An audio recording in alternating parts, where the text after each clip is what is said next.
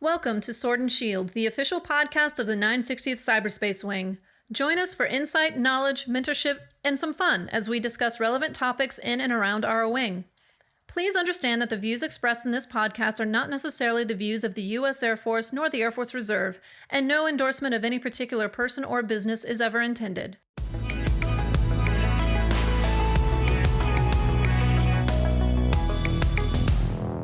Welcome to another episode of the Sword and Shield. I'm Chief Master Sergeant Chris Howard, Senior Enlisted Leader of the 960th Cyber Operations Group. And today I actually have a guest with me that's going to ask me a bunch of questions. I'm Samantha Mathison. I am the 433rd Airlift Wing Public Affairs Specialist, but I also serve as the 960th Cyberspace Wing PA Liaison with the 433rd Office. You're also the brains and the fingers that make all of this happen, right? So you're our editor, you're the person in charge of all these podcasts. So I wanted to take an opportunity to say thank you for the past year's work, right? We've managed to develop a lot of content. We've been able to have a lot of great conversations. And all the great work that you've done is what makes that work. So thank you. Yeah, and we're actually just recently passed by the 70 episode mark. I don't know if you're aware of that, Chief. I was not, no.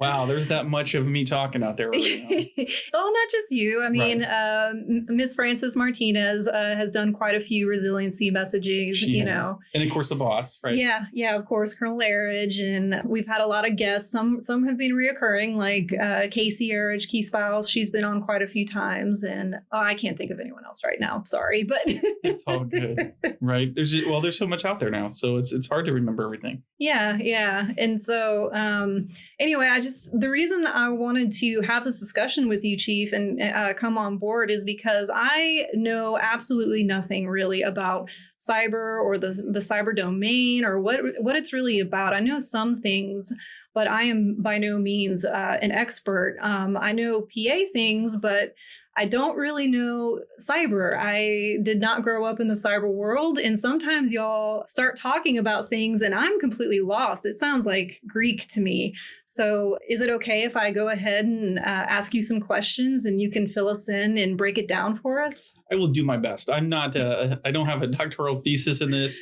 I can give you the novice level with what experience I have. But yes, let's go ahead and dive into this. Awesome. So for our listeners out there who may not have a cyber background, can you just give us an all-around layman's term picture of what is cyberspace? What is cyberspace, right? So I have been asked that question a few times. I've thought about it quite often. And then how do I break it down to individuals that are not in it, right? So when we talk about a lot of our mission partners, when we talk about the air domain, the land domain, the sea domain, these are things that each one of us have probably experienced. So we've been to the beach, touched the ocean, know what that domain is. I walk around or I'm on land, right? Some of us have flown, whether you're taking an air flight or whatever. So we've experienced each of those domains. So the next domain when we talk about space is I've seen pictures. I know that there's satellites out there. I can see things flying out there, right? I know these things exist. So when we talk about cyberspace, it's a little bit more nebulous, right? So I think of the Matrix, right? I think of these things that are totally different and abstract. So how do we define what cyberspace is? And the reality is cyberspace is an all digital domain, right? It's global.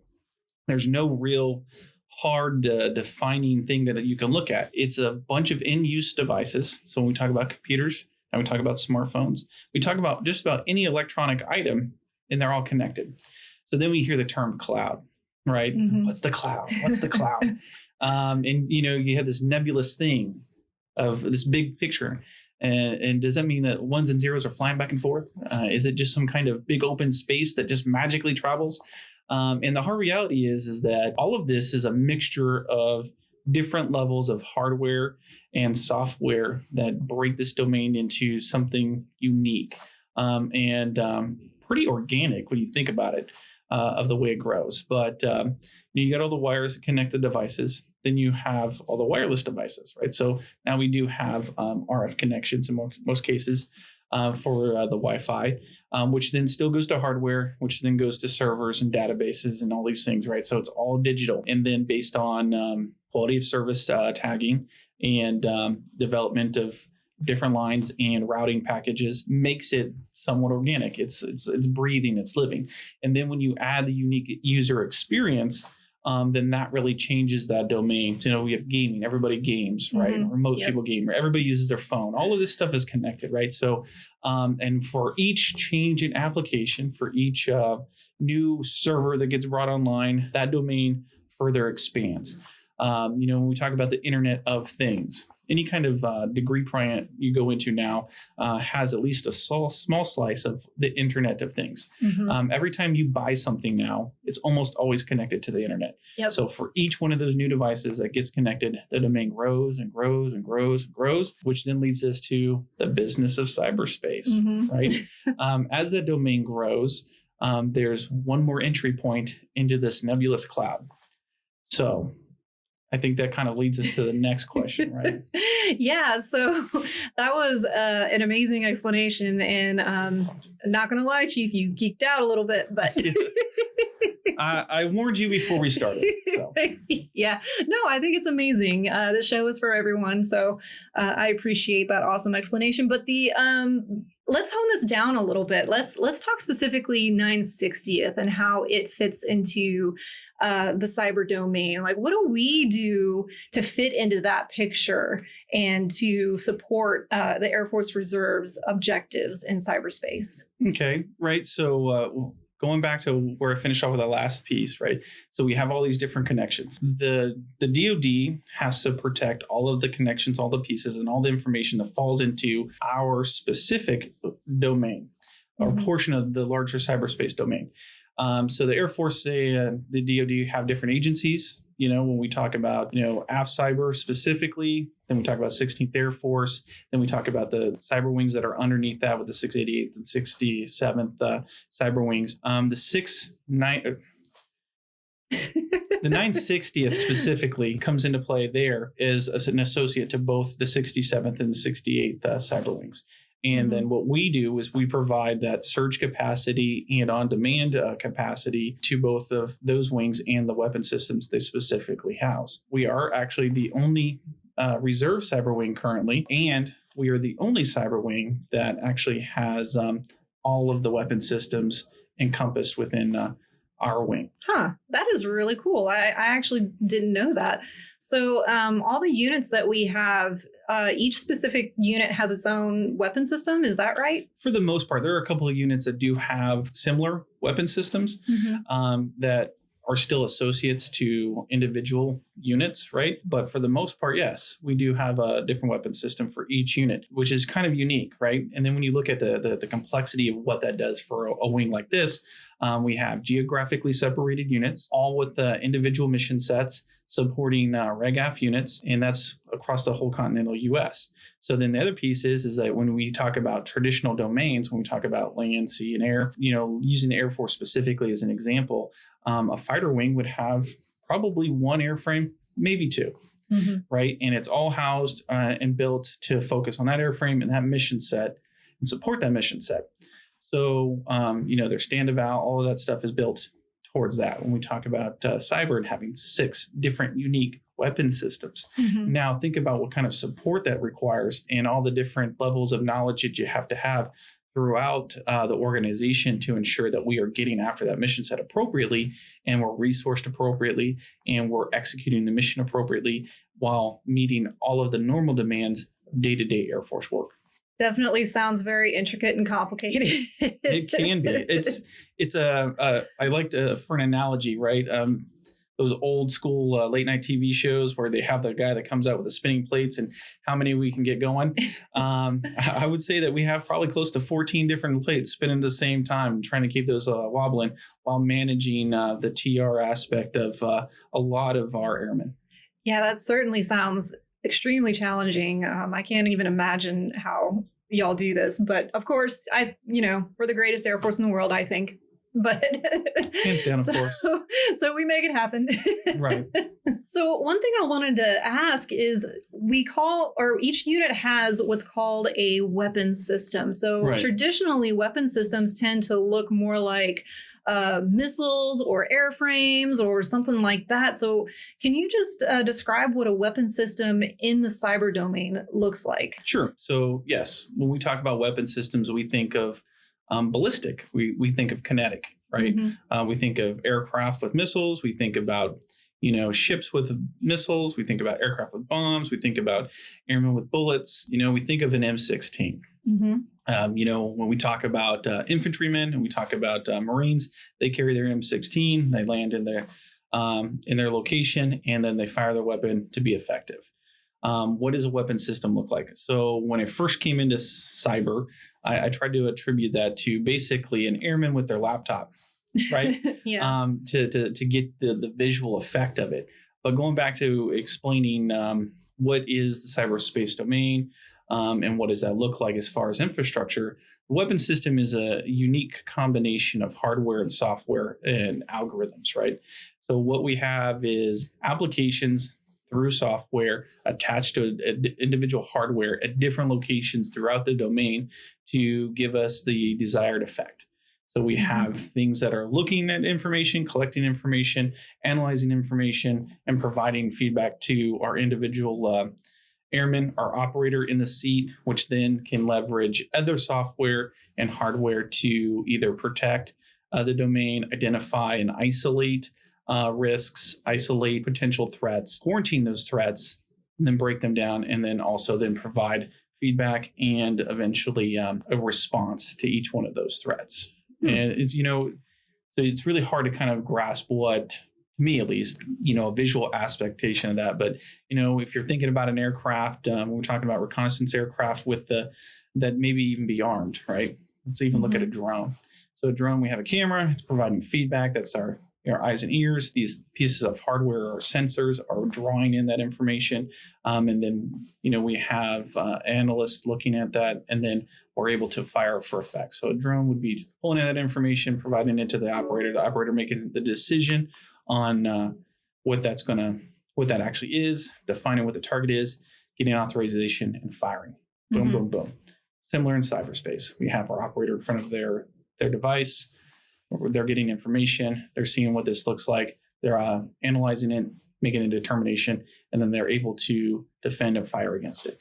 Awesome. So my understanding based on everything you just said is each weapon system is unique depending on the mission set of the unit. Is that correct? Correct. Right. So to go a little bit further, right, I gave you a very broad term, and I apologize, on all weapon systems, but specifically some of the software and specifically some of the hardware that gets used helps define which each and at what level within the domain also defines what that was weapon systems responsible for. So going back to traditional communications, I'm going to geek out for a second and I apologize. Hopefully I don't lose you. Please. There's multiple layers, right? And there's different gates, right? So communications, your phone and your internet and all that stuff gets co-located into pipes and stuff like that. So, bigger pipes just keeps on going. All these different streams to large pipes, right? So within weapon systems, there are the different layers of those pipes to see what's going on, defining, being able to peel out, and then do different things at different levels, as well as each different weapon system has different applications and software and algorithms that all look for specific things, specific threats, and get after that. And awesome. I do have to add one more definition, right? When we talk about the cyber domain and the 960th specifically. So 960th is predominantly focused on DCO, which is defensive cyber operations. So a lot of this, we take it with a grain of salt, is defensive perspective. We haven't really talked about any of the offensive side of the house, but that's because 960th is DCO centric. Okay. Yeah, that was a lot. I know. I apologize. I'm trying to make it as exciting as possible, but some can be dry. No, it's good. It's good. So, I mean, you're learning me something, and that's the whole point of this podcast, honestly, is, not just me learning something, but explaining our purpose and reasons for being here to our audience as well, Right. So I appreciate that geek out moment.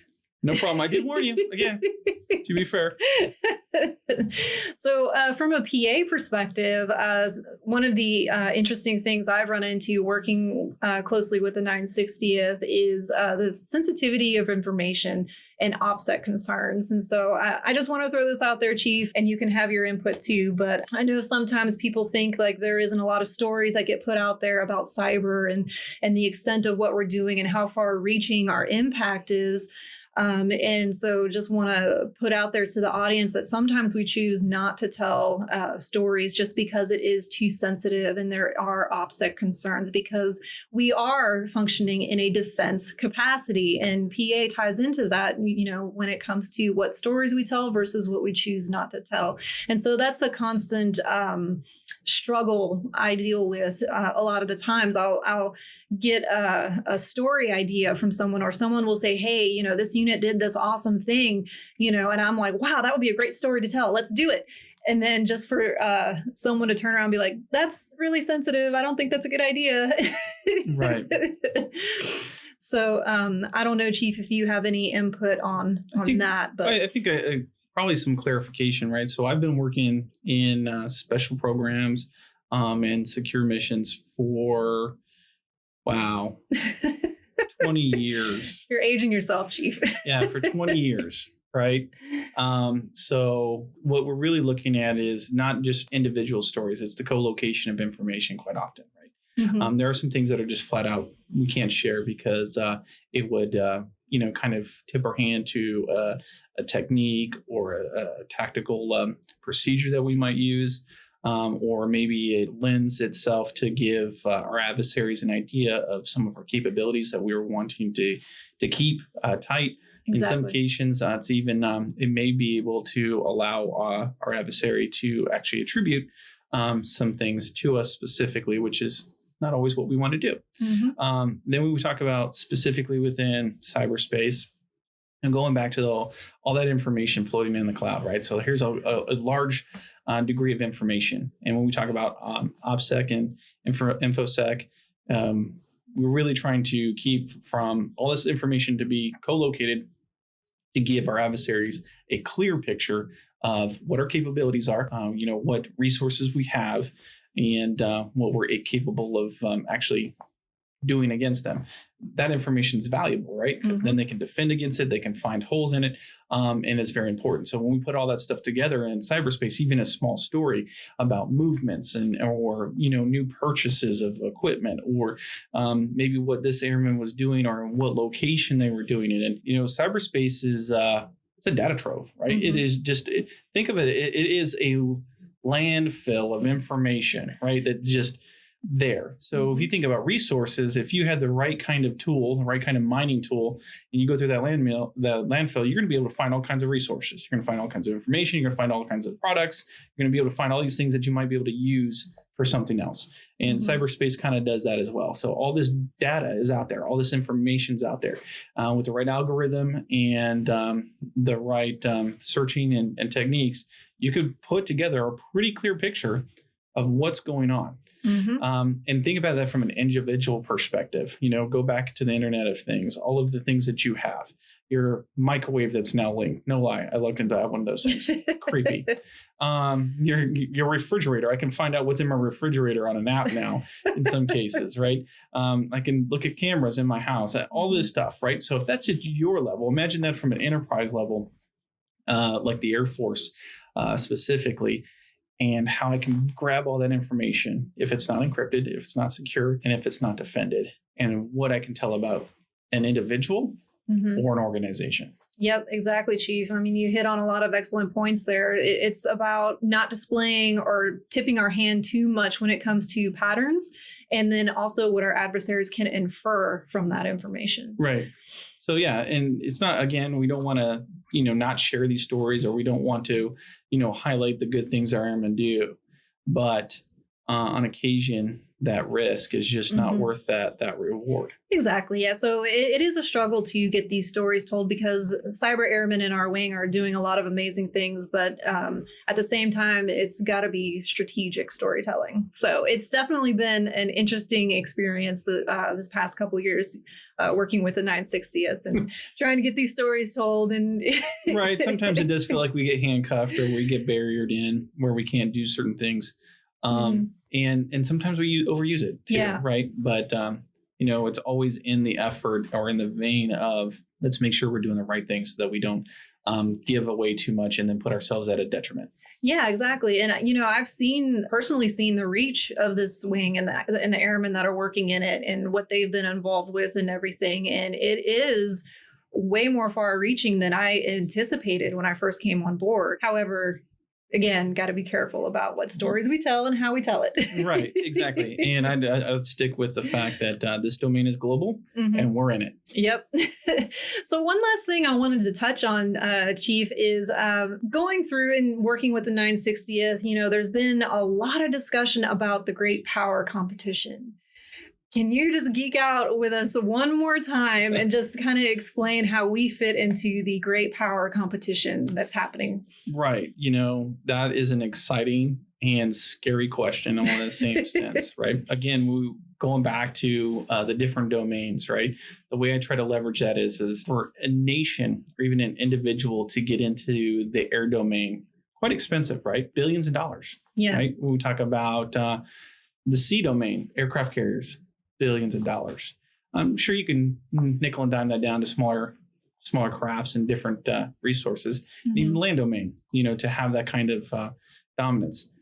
But the question I have for you is, how much does a laptop cost? In comparison, not that much. A few $100s. Yeah.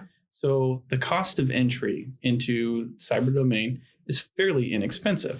So when we talk about the Great Power Competition, we look at how this domain is defined, when we look at the fact that there's so many different entry points, that the domain is constantly growing, the Internet of Things, there's so many different touch points that are now vulnerable, right? As the expanse of going away from hardwired LANs into Wi-Fi networks, and some of those Wi-Fi networks are large, right? You think about a major metropolitan city, you think about all of these open spaces. Yes, Wi-Fi's can be secure, but I have billions with a B of potential entry points, and I have a cost of entry so low that it's really easy for bang for the buck for a nation, right? So emerging nations or even larger nations, quite often when we talk about the Great Power Competition, we talk about China, we talk about Russia, to have effects in this domain is pretty cost effective, right? So when we talk about the Internet of Things, again, when we look at all of the different domains that now connect within this domain, right? You have all of these different connections, all the parts and pieces that come into play. I think about the supply chain issues we're having today, right now. All of these things do end up being connected. Look at a couple of the ransomware attacks in the past year. All of these things come to play, right?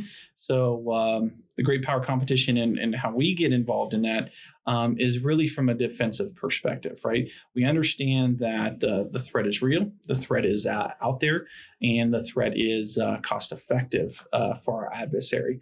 What we have to do is ensure that we minimize the amount of vulnerabilities we have, right? So as much as we dislike those annual trainings, right? They're there for a reason, to give us at least a cursory thought of some of the threats that we have. Insider threat, actual hardware threats, and even some unintended threats through phishing, spear phishing, and some of the link attacks that occur, right? Yeah. So the whole idea is that if we, as an organization, are getting after that, and we are able to thwart our adversaries, whether it's a great nation, a peer nation, a near peer nation, or even just a lone wolf, that we have most of these threats or these opportunities for them to gain access limited and tracked and flagged so that we can then thwart that. So then as we project out from there, when we talk about offensive campaigns, if our house is secure, right? If our fortress is secure and we have everything here, now then we can keep our stuff moving, and now we have to prevent our adversary from doing the same, much like they do to us, right? So the crazy part about our domain being global is that, everything's connected. One way or another. There's a route somewhere, somehow that most of these things can connect to. So everything has access, everything can be vulnerable, and then it's through a good defensive posture that we can actually be prepped and defend our house, so that we can maintain and keep moving our mission forward while then thwarting our enemy. I can't really get into too many actual details. But when it goes to the great power competition, and we talk about cyberspace, it's evolving every minute. We are gaining speed. The internet the Internet of Things is growing. A new device gets connected every second, or multiple devices per second, and that domain is expanding, which means every new device leads to one more vulnerability, which then also leads to one more thing you kind of have to, ingest in this big piece of data, the data cloud, and then prevent it from being a threat to us specifically. And then, of course, building the right algorithms, using artificial intelligence, using good old-fashioned hard work, having operators in place, and making sure that we are, constantly testing and training against those different threats and getting everything prepped. I could get into a lot more details. I can geek out a lot more, much longer on that, but I don't want to lose people too far into that. I just can only emphasize the fact that we as individuals do take technology for granted at times. And for each new piece of technology, make sure that you go through the process of securing it, so that you limit that threat to yourself as an individual, and then limit it as a threat to the greater good of the nation, right? You have to make sure that that's all squared away, so that they're not collecting data on you. That way they don't have an entry point into our networks, and that we are keeping our house secure, so that we can continue our way of life and prevent our adversaries from preventing us to meet our nation's call. So shameless plug here that I'm going to put out to the audience, and because this, I think, directly applies to what you just said about checking your devices. Please, on social media, check your privacy settings, make sure they're set the way you want them to, and then look over the information you're putting out there. Sometimes our adversaries are looking at our members' Facebook profiles, our Instagram profiles, our Twitter pages and feeds, so just shameless plug right here from PA. Please be careful. I'm going to have to put a hook in for another episode. But that leads me to one thing that I'd like to throw out there: critical thinking. Yes. Right. And when we talk about social media, we talk about how we ingest information and data, is making sure that we are critically looking at what is being presented to us, how it's being presented to us, and then also making sure that we are validating sources and validating the information, and not just ingesting blindly. You got to look at this as a fine meal, not as a Big Mac. Yeah. You're just going to swallow and go, right? Yeah, there's definitely some nonsense I've seen out in Facebook land, not going to lie. And then, I've known people who've completely bought into it, and it's not even realistic. It's like, do these people science? But anyway, Chief, we're getting pretty short on time. So I just want to punt one last thing to you. Is there anything that we didn't cover that you wanted to bring up or talk about? Any last messaging for our gladiators out there? Yes. So cyberspace is exciting. And if there's plenty of opportunities here in cyberspace, at different levels for anybody that's interested in being part of this domain, part of this mission set, by all means, ask questions, reach through our PA, reach through the website, ask us questions, more than willing to answer any kind of questions you may have. But also make sure that you critically think and make sure that you keep yourself secure, because you all out there are important to us, and your success is our success. And if we can get a little bit out of that, that's a huge win for me. And I want to thank everybody out there for what they do every day, keeping this nation safe. All right. Well, Chief, I think this wraps up our episode. Yep. So gladiators, I'll have to finish off with, thank you for everything you do. Thank you for answering your nation's call. Thank you for your sacrifice. And thank you for all that you do every day in securing this nation and getting after our mission sets that are in front of us. And remember, get out there and stab the enemy in the face through cyberspace.